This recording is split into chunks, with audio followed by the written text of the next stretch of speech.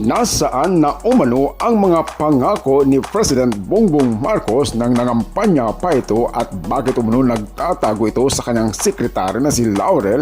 Narito ang isa sa mga katanungan ng Vice President ng Pilipinas na si Sara Duterte.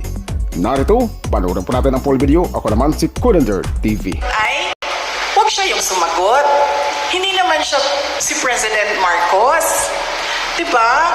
Hindi ko naman sinabihan si Secretary Laurel na, huy, nasaan na yung pangako mo na 20 pesos per kilo na rice? So bakit siya yung sumasagot?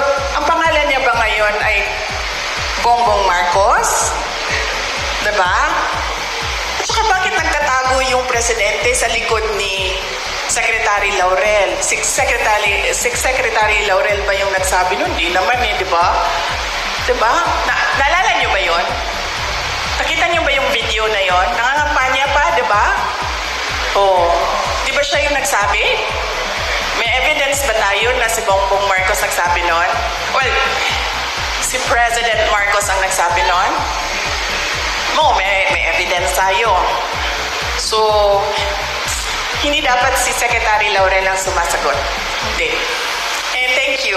Thank you.